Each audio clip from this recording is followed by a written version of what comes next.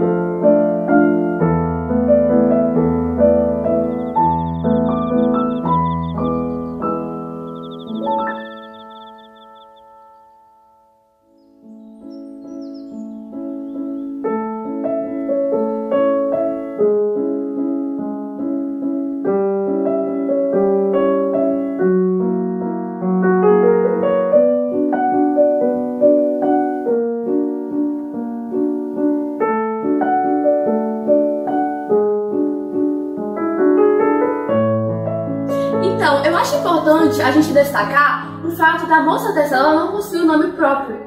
Isso destaca que não é uma história só dela. Isso acontece com muitas mulheres espalhadas pelo mundo. E eu queria destacar também que é uma história de caráter atemporal, porque ultrapassa gerações, ultrapassa o tempo. Em qualquer momento da história, seu sentido ali permanece intacto, porque representa a realidade de muitas mulheres. Também é importante a gente analisar que a metáfora da história é tecer, que remete à vida, à nossa vida. E também é importante fazer essa analogia que cada um tem direito de tecer sua própria vida, coisa que a Moça Tecelã vai perder ao longo do tempo, mas que vamos ver isso depois. E isso representa, né, que no início da história, principalmente nessa primeira cena que a gente observou aí, ela abre a janela e ela vai tecendo amanhã, mostra essa independência dela. Ela tem essa independência, ela tem todo esse potencial e ela consegue tecer a própria vida dela da maneira que ela quiser. E a gente consegue encaixar isso na realidade que a gente vive, na nossa humanidade. Por quê? Você consegue escolher como que você vai tecer sua vida. Então, a relação da história com a vida é muito explícita, né? Uma metáfora muito explícita, como a Sara falou. Sim, é o grande poder das escolhas. Então, essa história representando a vida não só das mulheres, mas das pessoas em geral, a gente vai ver por aí no fim da história, mas vai ajudar a gente a lidar com a nossa própria vida, fazendo essa metáfora de tecer relacionada à vida. E tecer pode significar que a gente vai crescer na vida. Como que a gente escolhe se a gente quer crescer na vida com os estudos, se a gente quer crescer na vida com as nossas histórias, relatando para os outros. Essa é a forma que cada um pode escolher o seu jeito de crescer. As escolhas vão acabar definindo o nosso futuro, né? E, inclusive, a história que ela vai fazer mais tarde é o que vai definir todo o rumo da história. Assim como certas escolhas que a gente faz na vida define o rumo da nossa vida. E é importante a gente perceber que é como se fosse o material pra gente poder tecer, que seriam as nossas escolhas. As nossas escolhas são o material. Sim. E aí, na história, mostra que a moça tecelã, ela sempre faz escolhas necessárias, então nada além do que ela precisa. Ela vive na simplicidade. Na simplicidade. Então isso é legal a gente perceber, porque as escolhas que ela faz não são escolhas luxuosas, são escolhas necessárias para ela, para a sobrevivência dela. Então isso a gente tem que encaixar na nossa vida. Nada além do que a gente precisa, do que a gente necessita. Sem vaidade, sem querer ser melhor do que os outros, enfim, é bem legal isso. Sem querer se sobressair. Se sobressair. Ah, humildade, simplicidade. Sim.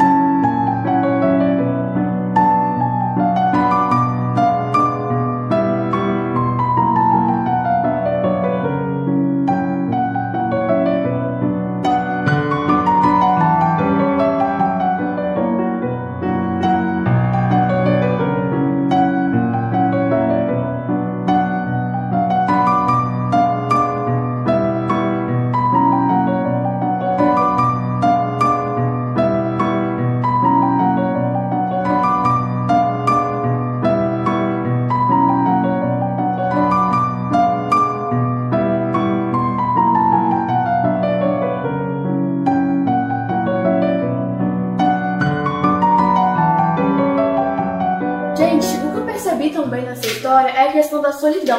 Como essa vida monótona, ela traz uma solidão muito grande. A simplicidade é importante, mas tudo ao excesso sobra. Então, ela vivia uma vida simples, só que ela vivia uma vida sozinha. E todo mundo, se vive uma vida sozinha, sempre precisa de um companheiro, sempre precisa de alguém para compartilhar suas ideias, suas decisões. Então é isso, ela acaba vivendo uma vida monótona, sem variedade e acontecimentos importantes. E retomando o que a gente falou no último bate-papo, que a gente falou de como as escolhas que você faz, no caso, o que a mulher decide tecer, muda a nossa vida. Essa decisão dela de tecer esse marido, de tecer esse companheiro, mudou todo o rumo da vida dela. Complementando a Júlia, a gente tem que repensar muito antes de escolher um parceiro, porque ele pode ser por longa data, tem que ser uma pessoa que você ama realmente. Sim.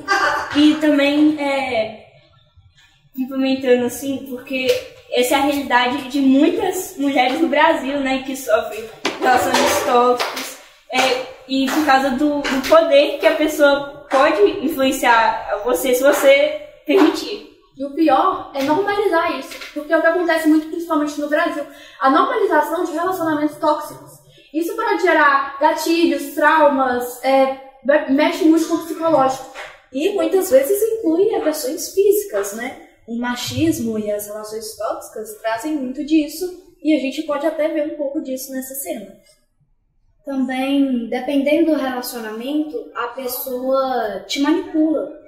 Num relacionamento tóxico, a pessoa pode te manipular, levando a decisões erradas, decisões contra a sua vontade, mas que você ali está sendo manipulado, ou seja, naquela hora você não tem noção do que você estava fazendo naquela hora. E o que a gente viu na primeira cena, daquela independência dela, de poder tomar suas próprias escolhas, a partir de que ela entra nesse relacionamento, ela perde essa independência, ela perde esse poder que ela tinha de comandar a sua própria vida. É saber impor. E então, ela não pode mais controlar a própria vida, e isso é algo muito ruim. Como você vê na cena, ela joga a linha de lado. Então mostra que ela tá se desfazendo do poder de tomar as próprias escolhas dela quando ela entra nesse relacionamento. Meio que ela deixou tudo pra viver o romance que ela queria. Então, retomando o que eu já tinha dito, né, a questão da solidão. A pessoa que vive sozinha, ela quer sair daquela situação com todas as forças que ela tem. E às vezes ela não vê onde ela está entrando. Sim, às vezes ela fica iludida, como se fosse uma máscara, sabe? Um tapa-olho, ela não consegue perceber onde ela está entrando justamente por essa questão da solidão. A vontade de ter uma companhia tão grande que ela esquece de tudo que ela já teceu. E é importante saber que não é só com mulheres, mas tipo, pessoas com adolescentes que não precisam necessariamente de parceiro. Às vezes um amigo mesmo. Às vezes um amigo, também. Uma família. E às vezes esse marido, essa metáfora do marido na história, pode nem ser uma pessoa, pode ser o vício nas telas, nas drogas.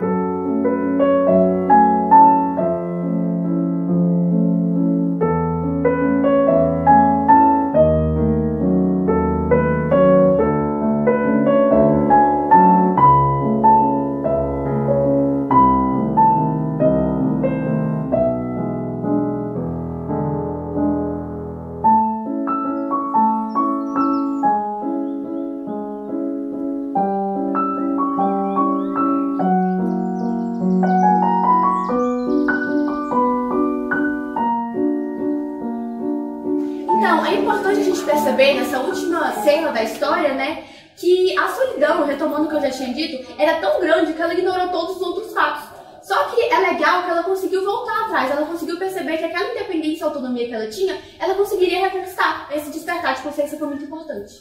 E a partir do momento que entra no relacionamento tóxico, muitas pessoas acham que não tem como voltar atrás ou que não vale a pena, mas esse conto mostra pra gente que quando você faz uma decisão errada e cai ali em uma situação que você não queria, sempre há a possibilidade de você tomar uma nova decisão boa para sair daquela situação. Ela, no final, ela realmente toma o poder de volta depois de ser manipulada por aquilo que ela tanto sonhou. Então ela ganha a independência dela de volta, aquele poder de tomar as escolhas de volta. E eu acho muito importante a gente ressaltar que esse conto demonstrar que a gente pode retomar nas nossas decisões, que a gente tem que manter o poder de tomar as nossas próprias escolhas. Ele mostra para todas as mulheres que vivem nessa situação de relações tóxicas que elas têm esse poder. Então é um conto que ele ajuda as pessoas na sua própria vida. Não é apenas uma história de conto de fadas. E retomando o que eu falei no início, cada um tem o direito, né, de definir suas próprias escolhas. E assim que ela percebe que ela tem esse direito, ela vai lá e volta atrás. E muitas pessoas não fazem isso. É aquela questão que eu falei de normalizar, né, um relacionamento tóxico e abusivo. E o que eu falei é que é legal ela ter esse despertar de consciência e falar, não, isso tá errado, né, e voltar atrás. Então, gente, pra finalizar, eu recomendo muito pra vocês lerem esse livro, porque ele faz uma metáfora muito grande em relação à vida. Então, esse conto é muito além que uma história, né? Ele não é só uma história. E ele te dá ali, ele mostra o que você deve fazer nessa situação de relacionamento tóxico, ele mostra esse poder das escolhas. Então, eu acho que principalmente para as mulheres é algo que auxilia muito, que dá ali essa visão ampliada da situação.